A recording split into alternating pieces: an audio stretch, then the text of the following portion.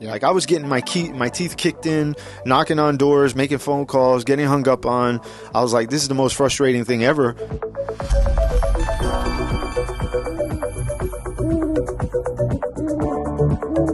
Welcome to another episode of the Owwll Podcast, and we're going to get Danny. You know, he's CEO of Tri-World, Calafell next to me, and, you know, he's heard a lot about the Owwll app. He's a business owner, and lots of times, you know, we get caught in our ways, right, Danny? That's right. Right? Everything's like, okay, there's Threads, and now I got to go on there and get 1 million followers, then the next app and the next app. But sometimes, like, you know, all of a sudden you try this new technology, and like, oh my God, like, it's like when calendar scheduling came out. It reminds me of like one day I'm like, oh my God, I finally understand why I could just send an email out, they click a button, and they land in my schedule. It goes into Outlook. And I'll go back and forth 25 different times with every person every week. Like, what time works for you? What time works for you? And then it's like disappears, right? So we're of course going to do some Owwll calls today on the show. But to kick the show off today, tell everyone a little bit about your background as an entrepreneur and how you use some other platforms currently to really pick up customers and clients. Okay, well, let's start a little bit before that. So how I originally got into business, I come from an entertainment background. I boxed professionally 18 years before I got into business. You know, great career. You know, some things fell short, but, you know, for the most part, I built a lot of connections and a lot of contacts in the entertainment space, mostly in music, just being around just tremendous amounts of success. That was my life for 18 years. And I had I'm very close with the Marleys. I mean, among other celebrities and so forth that I built very strong connections, because it wasn't really just about hanging out. It was like we had like family like connections with everybody that I would come in contact with, like, you know, on that level. Bob Marley, the singer? Oh, yeah, cool. The sons. Absolutely. Yeah, so they're like family. And just to give you a little bit of background on that, like I've been on my own since I was 14. You know, I come from the streets, and you know, drugs, problems in and out of, I mean, just issues nonstop. And what saved my life was the sport of boxing. And the moment I stepped in the gym, which I was almost 18 years old, I fell in love with the sport. And from there, just my career took off. I ended up aligning myself with pros. I was still an amateur at the time. And then that led me to start working with some world champions. And then from there, I was just with nothing but the best in the world, where we had camps of like maybe 13, 15 of us, and everyone was in the top 10. We had ESPN, HBO, Showtime constantly in the gym, filming. Everybody was fighting on pay-per-view, and, you know, big events selling out, you know, millions of tickets, you know, stadiums and so forth. So that's where my background came from. And then at the same time of that, I was also involved in the club scene. So we were doing promotions for clubs in Miami. We were like one of the hottest. Actually, we were the biggest promotion company down here in Miami, bringing artists in, and that's what led me to build the relationships that I ended up building. And I wanted to build it with artists. I wanted to build it with, you know, a lot of the celebrities, just because I knew that was the direction that I was going in, and they loved the fact that I was a boxer. So it was just, you know, great synergy. And then circling back over to the Marleys, you know, I was backstage at one of the events, and, you know, we were in the RV.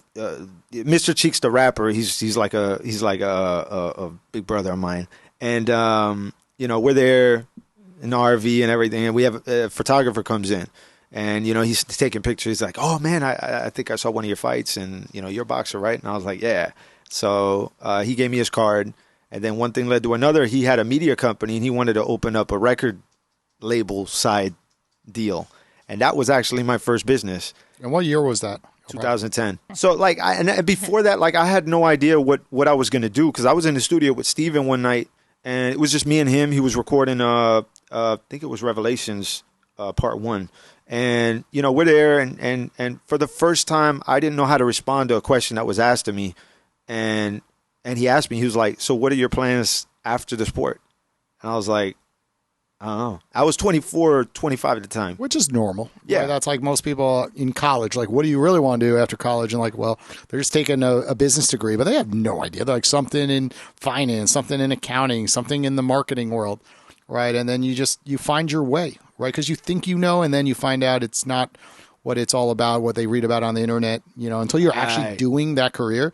and finding like what your best skill set is. You have to fail a little bit or try a lot of things, and then all of a sudden you find your passion or your love. Some people never find their passion or love, right? They stay and become an expert, get really good at it, and then they take the money and then they use it for their passion, of course. That's right. But I honestly, I didn't know how to respond to that. I didn't know what I was going to do. I knew I had a passion for music. Yeah. Because when I was a kid, I played 5 instruments by ear before I learned how to read music. So music has always been a passion of mine. And, fast forward, that's when that opportunity came. I was like, man, this is gold. Like all I have to do is pick up the phone and I just make calls and I get in contact with all the people I know. We could really kick the label thing off. But what I didn't like about that is I had to rely on others in order to be successful.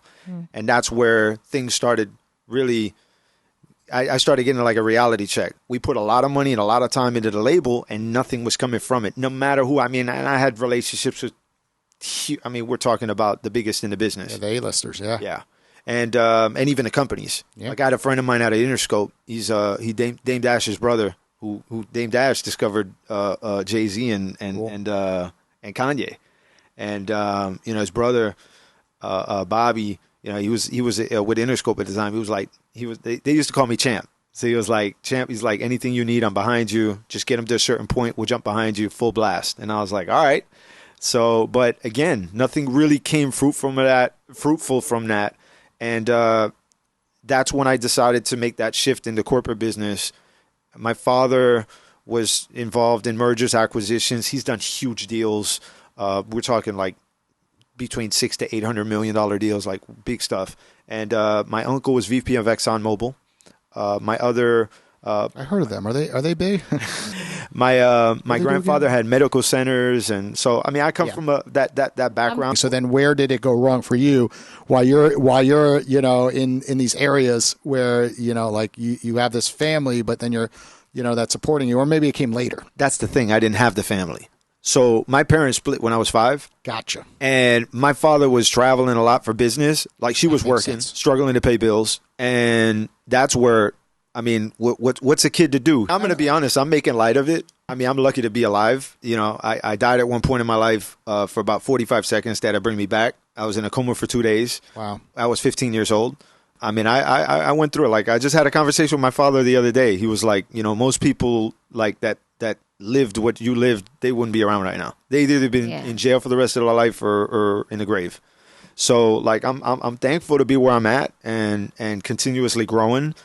And like I said, I owe it all to the sport of boxing because that's what saved me.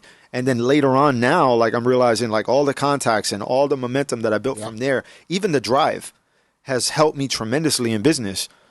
Shifting from that, making that shift from entertainment to corporate in the beginning, it was kind of like, I'm going to be honest, it was accidental. Like people are like, oh, I always wanted to be an entrepreneur. I didn't know what the hell I was doing.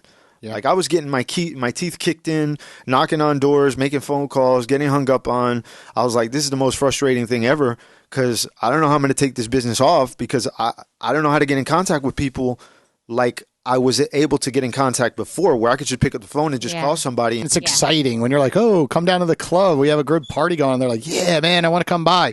But when you're like, hey, I'm in the financial world and we want to, maybe, buy your business or maybe it would be a good decision to merge with this brand. We could make 1 + 1 = 4, right? It's different. Like those conversations are like, nah, call me in a couple months, right? That's right. No, but at that time, I only had 2 services. It was marketing and consulting. And they're like, what are you going to consult me on? Like, you're like, what's your pitch? And then obviously a lot of the connections that I built was not only entertainment, it was also on the business side. So, I dove straight in and I've always been big on studying successful people. So that's when I dove into sales. And I was like, okay, well, I need to learn how to, I thought I knew how to sell. I don't understand sales as much as I thought I did. I love that part because so often people are like, that guy, that's the number 1 sales rep. And I did it myself. My first job out of college was ADT security. And I was like, if those guys could do it, I could do it. And then you find out real quickly, like, holy crap, when no one's watching them, they're one-on-one with a person, how good they are with their words. Right. And how they kind of, positively persuade them in the right direction during the sales conversation. And then the close, right? Here's the pen and just let that individual make a decision. Don't say a word. Don't talk them out of the sale. and it's a talent. Obviously not everyone's born salesperson, but a lot of people could be a 3 out of 10 and then become a 6 or 7 or 8 out of 10. Once you get in that range, like you could do a lot of jobs, right? That's why a lot of sales professionals, are known for making a lot of funds. You could work with these big tech companies and pretty much make millions of dollars as a sales representative at the end of the day. 100%. Yeah. And that's what allowed me to really like dive in and really understand, because I was getting that rejection, and I was like, why am I getting hit with this? So I'd get on calls with my father, and I was like, what's going on here? And then I started, and I didn't realize what I was doing at the moment, but I was actually codifying sales. Like I would come back and I would review, okay, I'm getting told I'm not interested. I'm getting told this. I'm getting told this by the receptionist. Why are they saying that? What do I need to say in response to that to get a little closer to, speak to the decision maker and whatnot? But, in the beginning, again, I was getting in arguments with the receptionist. I was like, I'm going to get you fired. You're not doing your job right. And I was like, all right, that's not the way to do things. Nope. Of course, it doesn't work out too well. Yeah. Right? So that's how my journey started. I agree with you. It's probably not the right time, but how about I call him tomorrow? Exactly. Right. Now I know that, but is Popsel in the business right now or no? Yeah, he's the VP of my company. Awesome. Give us a real examples of brands that you work with, and just like, they have a consultation with you, and what happens next so our audience understands. Yeah, so right now I own and operate 3 businesses. Let's just start with that. So TriWorld is my consulting business where we scale companies. I'm also partners with Grant Cardone. Oh, cool. And that's what the TEDx. Yeah, you got the TEDx. Yeah, there it is. So I had Jared Yellen do the, not TEDx, but the other one, was it the incubator? The incubator. Jared, yeah, he was on the Shrimp Tank, our other podcast. So I learned a lot about it from him on that end. How trying to scale 1,000+ companies that are startups in the next X amount of years, which is cool. But TEDx is a different thing, of course. Yep. Cool. So there's that. Then I have with my other partner an acquisition company where we buy companies, hand it to my consulting business, scale them up, and then sell them. And then I have a workshop and seminar business. So right now, I mean, like I mentioned before, like it was just me knocking on doors, and now fast forward 12 years from, this was 12 years ago. About now we have 26 services, 108 people under me. Wow. And growing. My father, like I said, he's VP of my company, also involved with the acquisition company as well. So brands we work with, I mean, Fortune 500 is down to companies doing about 2 million. And everything from sales training, marketing, and business programs. So what's the hardest thing of running all these companies? A lot of times it's people problems, right? You always put out fires of people you hire, have to lay off. Sometimes it's just, finding the right companies to work with. It's hard to get those decision makers on the phone. Most businesses, unfortunately fail because they can't get in front of enough people at the end of the day. It's like they have the skill sets to sell, but if they can't get them to the table to even have the conversation, it's a different problem, of course. But what would you say is the hardest thing now, at this level where you are in business right now? For me or for businesses? For you, like right now, like what's the hardest thing? Man, everything's hard.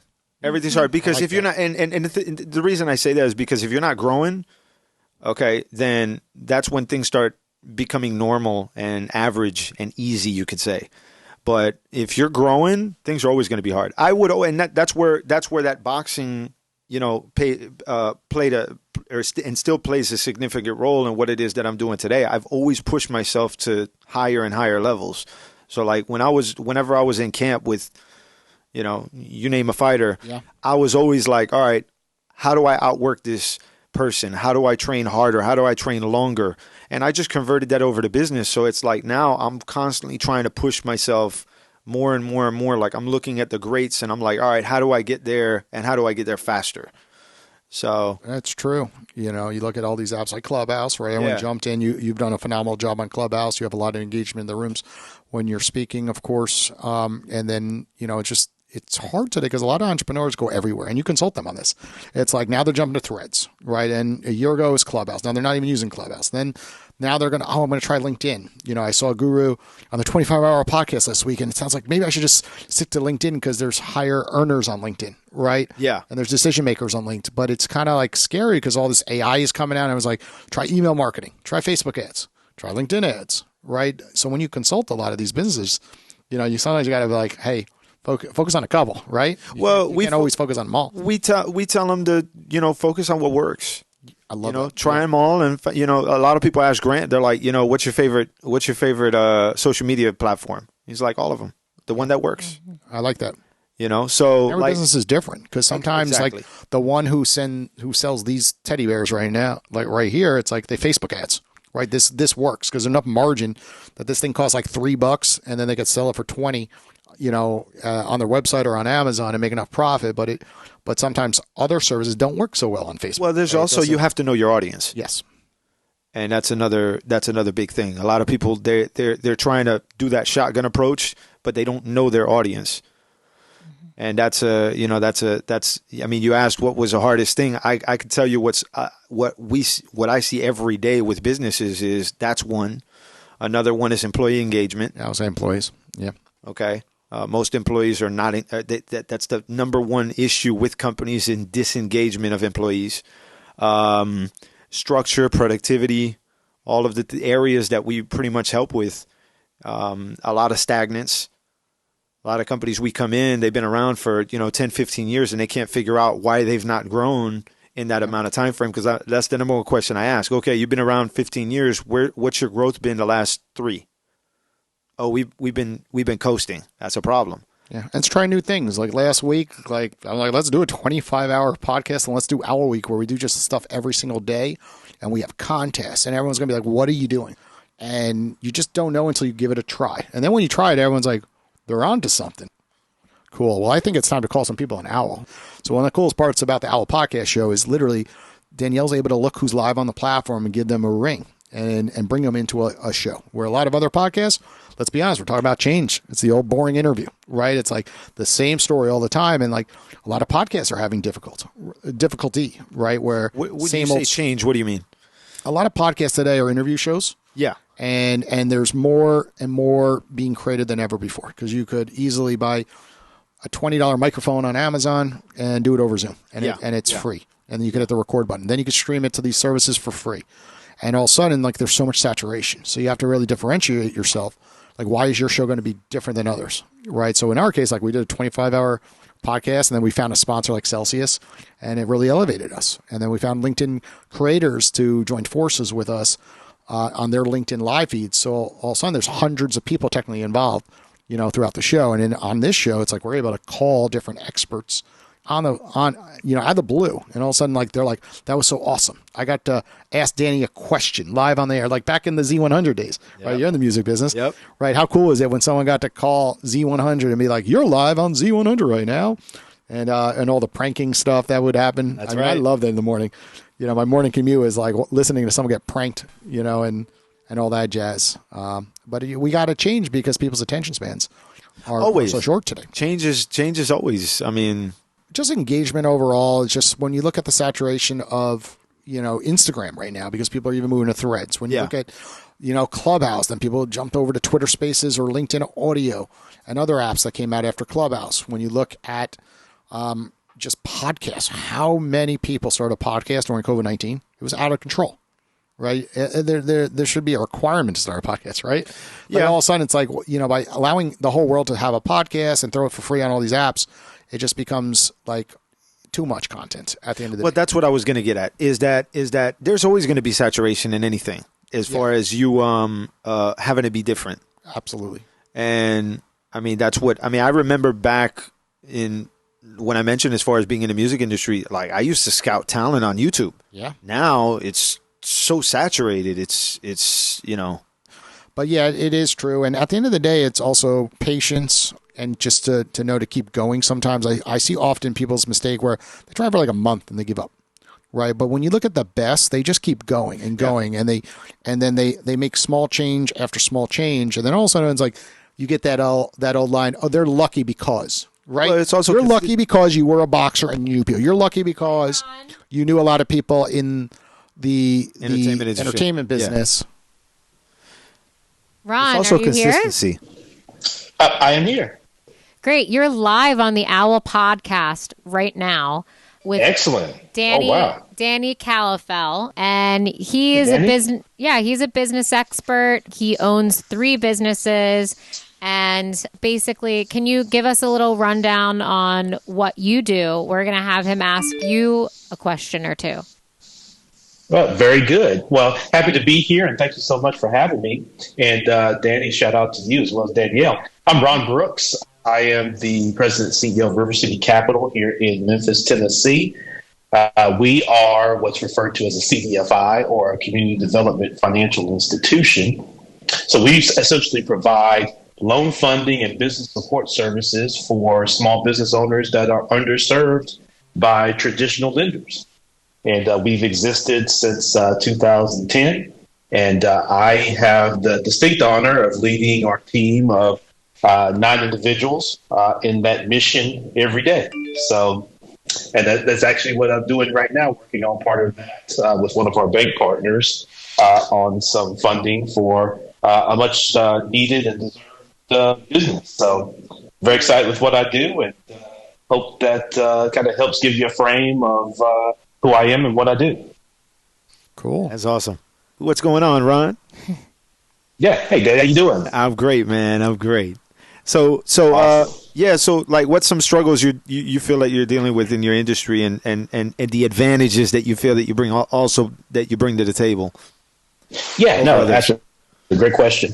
Yeah. So, some of the advantages that we bring is, of course, and today's a perfect example where the federal funds rate went up another 25 basis points. So, we're able to provide low cost funding for a target audience here in Memphis, Tennessee, that often just doesn't fit the underwriting criteria by the banks, right? And so my background was in banking, about 20 years, that kind of overlapped with the founding of this organization. And, that's some of the things where we provide a really distinct advantage is we're able to work with those folks and help them really develop their business, Danny, such that they're able to kind of quote unquote graduate from us, so to speak, and be able to go to the banks, right, and get the funding that they need. The other part of your question, you asked about, what are some of the challenges? Well, some of the challenges are, particularly for us as a nonprofit lender, that's not a depository, right? So we don't have branches and, checking accounts and all those type of things. So we have to be good fiduciary partners and very responsible with the money that we have. And one of our challenges is always just raising enough funding such that we can deploy that to these business owners that are in need. Many of them are, pre-revenue and haven't even started their business, and we're able to fund them, or some of them have credit challenges or cash flow challenges that we're able to kind of overcome and structure something for them that makes sense and helps them grow. So that's some of our challenge that we're facing and that I face all the time. And that's part of the math problem that I'm always looking to solve. Awesome, Ron. Jason here. Yeah, absolutely. Thanks for joining us on the show today. Hey, Jason, how's it going, my friend? What's up, man? What's up? All is good. Cool. Was that, Danny? It was good. See, that's the beauty of this platform. It's like, let's do one more Owwll call. One more call. Jay, what's up? Hey, what's going on? How you guys doing? Good. You're on the Owwll podcast right now. Hey, podcast people, how are you? What's up, Jay? I'm here with Danielle. Nothing You're much. live Nothing with much. Danny. What's going on? Danny is. What's up? What's up? I know that you do a lot with mindset. Jay is a hypnotherapist. Do you have any questions that you want to ask Jay? Yeah, we'll switch it up. I like that. I'm afraid because you said he's a hypnotherapist. He's going to hypnotize me. He's going to put me to sleep and make me do things. Yes, give us all your money. Give us hundreds of dollars. He swallowed his full right now. I tell people, I always charge them a lot of money before I hypnotize them. Don't worry. What is it that you do? Like, there's just like give like some background of what you do. I'm a firm believer that every problem is a thinking problem. I don't care if you want to make more money. I don't care if you want a better marriage. I don't care if you want your body to look different. When you change the way you think, you change the way you feel. Therefore, you change the way you act. People try to jump to changing their actions. Changing your actions is hard work. When changing the way that you think is a lot easier. So I actually work with a few boxers and MMA fighters right now. And a lot of people don't know this. Mike Tyson used to work with a hypnotist. Muhammad Ali used to work with a hypnotist. A lot of great athletes work with hypnotists and mindset coaches. We know Mike. Yeah. Well, ask him about his experiences and how Gus used to hypnotize him and stuff like that, man. What made you want to, hang up boxing and get into entrepreneurship? Eventually, your body takes a toll on you. You can't do it forever. It's not like anything else. I mean, it's a sport. When the time's up, the time's up. So, like I said earlier, on the interview that I had a lot of connections in the entertainment space, and that's one of the questions that was asked to me. What are you going to do when you're done? And when I got stumped with that question, I was like, all right, I need to think of something, because eventually that that time clock's gonna run out, and I'm gonna be left with nothing. So I got into music and then transitioned over to corporate business. But not nothing, I always say. Your network is your net worth, they say, right? Yes. Because no matter what you do, you have that, right? You had all those connections, and that's the whole principle behind Owwll. It's just like the more people you connect with, the more people that you keep growing with and connecting with your network and scaling it. It's no different with podcasting, right? Danielle and I have done 40 podcasts here on the Owwll Show, and you just look at all these connections, right? You got their cell phone number, you got their email address, right? You like their posts, you comment on their posts, they do the same on yours. And then you could always reach out no matter what business you're in. After running, this podcast, the other one that I run as well, it's like maybe 300 successful entrepreneurs. You just learn a little piece from each one. That's it. And then that's what enabled me to then feel confident to launch Owwll, right? I would have never been able to do that without doing all these interviews, right? And they taught me that anything's possible, that if you take that same technique, that same knowledge, and that same consistency over to building a mobile platform, like, you could do it. And that's why I went down that road. When other people thought I was absolutely crazy, like, you're going to do what? Right? And people said that to you, like, 3 businesses? Yeah. Like, stick with one. You're a boxer, right? Like, how many critics did you get that told you, like, what are you doing? Like, you're in the music world, right? Why would you jump into the financial service world, right? Like, you get a lot of critics along the way. I've gotten critics since I stepped in. My first time stepping in the gym. Yeah. So, you're not going to make it. It also comes back to my past, a lot of pain, a lot of anger. And that was my fuel in the ring. Like, I became who you guys see in front of you today. Like, when I step in the ring, I become a different person. Yeah. Like, things just change. And, like, the only thing I see in front of me is just destroy. Yeah. Like, I did that. That's what it was, because of my past. Of course. And then, and going over to business, a lot of people play. I wouldn't say play, but a lot of people make it as business is nice and everything's great. And I look at it as, it's competitive. It's kill or be killed. And that's the truth. You have a lot of businesses that go out of business because other businesses come in and take over. So it's like, it's either you're going to do something. Exactly. Yeah. Threads came out, and Elon, and you saw that shit show online. It's right? not always like people, look at what happened with Amazon. Amazon came in, it started destroying businesses. Yeah. Every bookstore. Absolutely. You wear this, TEDx thing everywhere, I noticed. So tell us a little bit about that collaboration and kind of how you kind of build it within your businesses. Man, great question. So, I had before, when I was telling you that I was basically codifying the sales, I got into sales training, and I was up to about 463 courses, and everything was in person. So I was thinking to myself, I was like, man, how do I ramp this up? Because it's going to get to a point where it's like, I can't travel everywhere and train people. And the same problem that Grant had when he first started, when he was doing seminars and so forth. So I was like, who do I need to collaborate? Who do I need to and I don't want to I want to partner with somebody that's already got things going, already has the momentum. And, what do I need to do that? So I started searching, and I looked everywhere. I'm very big on researching, so I don't care how big your name is. I've been around success since I was 17. So, like, none of that stuff impresses me. It was who matches my core values. I wanted honesty. I wanted transparency. I wanted straightforwardness. I didn't want to sit and trick customers and all that, stuff that they talk about with salespeople, the used car sales method and all that stuff. Bullshit. Yeah. Right, exactly. That was a scam. Yeah. So, like, I was looking and I couldn't find, and Grant, I've been studying Grant 9 years. This year makes 9 years. And studying. And he was right in front of my face the whole time. So I took my father to one of his events. We went back in 2018. And I was like, what do you think of this guy? He was like, I like him. I was like, great, because I want to partner with him.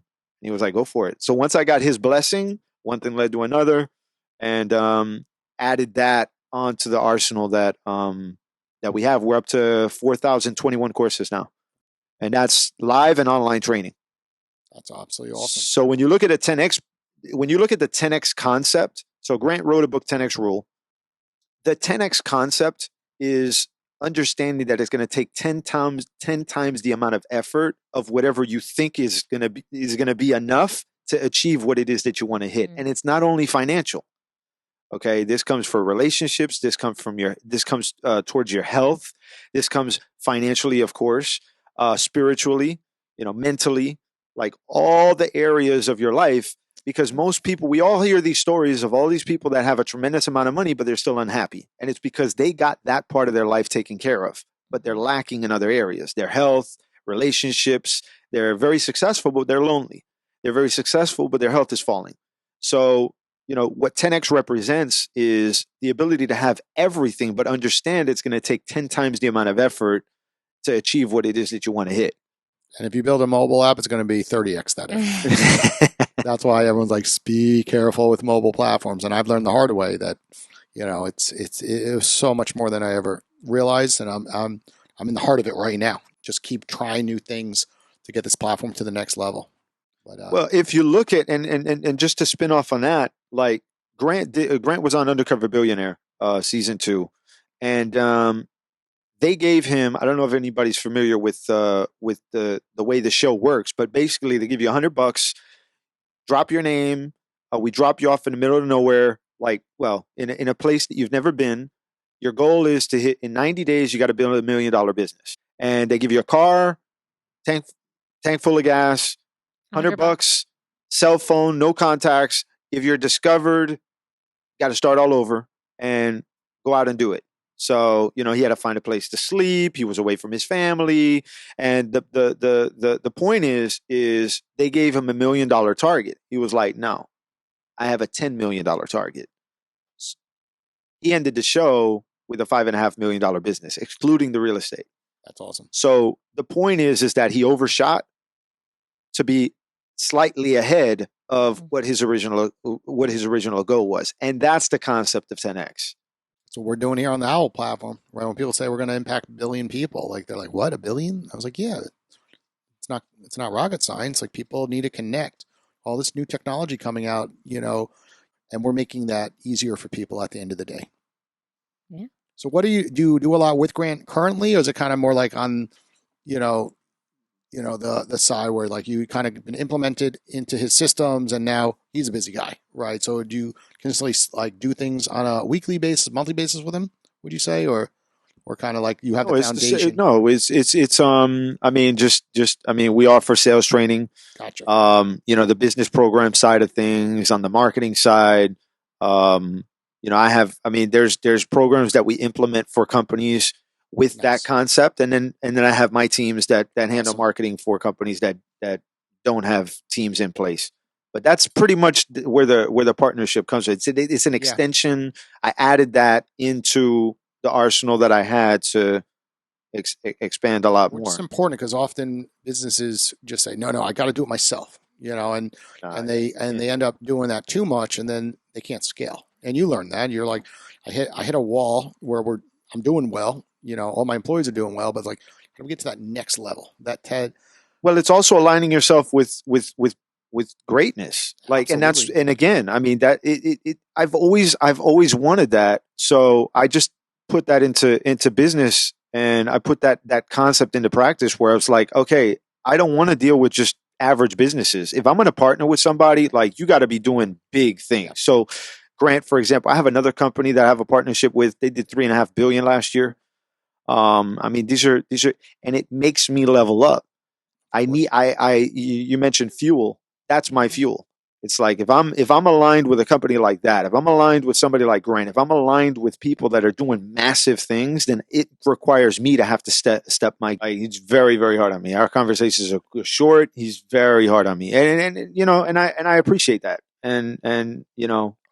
It's needed. I use that. That's my fuel. It frustrates me sometimes, and I'm like, you need it sometimes. Often everyone's your cheerleader, and often they're hiding from the truth what they really want to say. And then there's always that one person in your life that just says it how it is. Right. And you're like, F them, blah blah blah. They're the best. Then you go to sleep, and then or a week later, you're like, Yeah, they were kind of shit. Yeah. right. Well, everybody else was just, just ignoring the truth, right? I'm like, yeah, that was cool. That was cool. You're great, or this or that. And like, yeah, but they didn't point out the problem in something that was going on, and just needing somebody there to be like, hey, this is the right direction. You know what I'm trying to say. 100%. And then also the point of being around that level, or having access to that level, or having a partnership with somebody at that level, also comes from me understanding that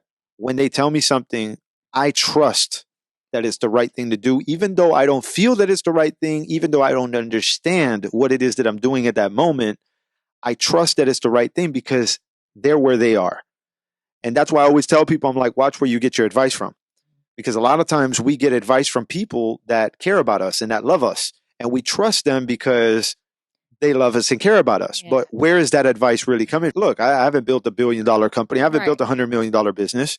Grant has. Right. So a lot of times when I'm in meetings and like, okay, well, have you ever built $100 million business? Nope. But Grant has any information. You want to hear it come from me, or you want to pay him $100,000 for an hour, have it come from him? Oh, right. He's $100,000 now? Yeah. Okay. Yeah. All right. I'll listen to you. Yeah. Only difference is my voice, my face, and that's pretty much it. Same information. It's completely true. Because building this app, how many people are like, hey, I would do the home screen like this. Or, oh my God, yeah. Or, hey, have you thought about marketing it like this way? And then I have mentors. I've been through the FAU Tech Runway. I've been through the Levan Center of Innovation. And a lot, and of course, 99% of mentors have never built an app, right? They have business sense, right? But they don't see the other side of like how long it takes to develop an item, right? And how hard it is to just like pre-test this before you start developing. You have to go with your gut intuition, what you think is going to work, and then sometimes they're wrong, right? Lots of times, like the way we think, like TikTok when it exploded, like nobody thought TikTok was going to explode, right? And everyone said, well, if they do explode, then Facebook and Instagram are just going to figure it out and copy them. It's like, nope, they tried. Didn't work out because people are loyal with that brand. They were part of the early adopter group on TikTok, and they're staying there. They're not going to shift over to Instagram Reels that quickly. So at the end of the day, it's like, all these technologies, it's just, sometimes you're getting advice from everyone, but you got to sometimes take everything with a grain of salt, especially parents, their risk tolerance changes. Yeah. So what they're telling you to do, it's because they don't want to take risk anymore. They made their money. They're in retirement. But somehow when they were in their 20s and 30s, they took a ton of risk. Right? And before that. Yeah, they jumped a lot around in their career.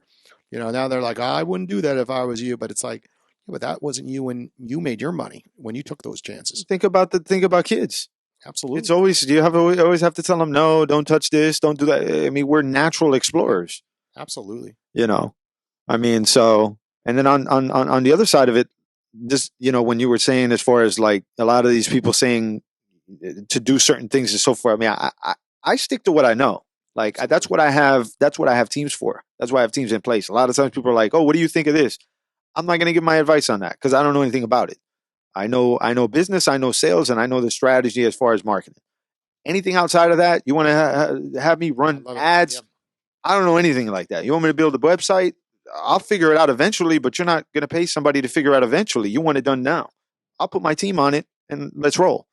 So, I mean, that's the other side that I don't really, I'm not a big fan of, And that's what it's all about when you're growing a business. It's like just, hire the right people around you that support you and have that knowledge at the end of the day. That's a good leader. You don't have to try to figure everything out on your own and tell every customer and client like, hey, this is it. And you don't have to be the go-to person. It's like, no, just, have a good network around you at the end of the day. Yeah.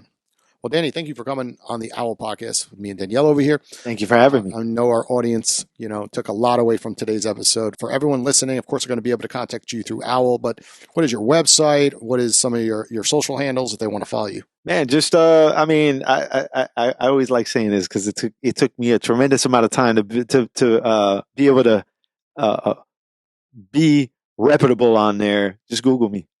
Wow. Nah, just type my name, search me, Danny Calafell, IMD champ on social media handles, DannyCalafell.com. You have a unique name, so it's easy when they Google. Exactly. You Google Jason Hill, there's like 5,000 Jason Hills, unfortunately. But a lot of that homepage, I'm up against a bunch of professional athletes. But thankfully, I still get Googled and I'm findable, against all the other Jason Hills. But thank you again for joining us on the show. Thank you guys. And everyone listening, of course, catch all these past episodes up on all the podcast apps. Take care, everybody. Post-production for the Owwll podcast is done with care by Ocean Tree Creative.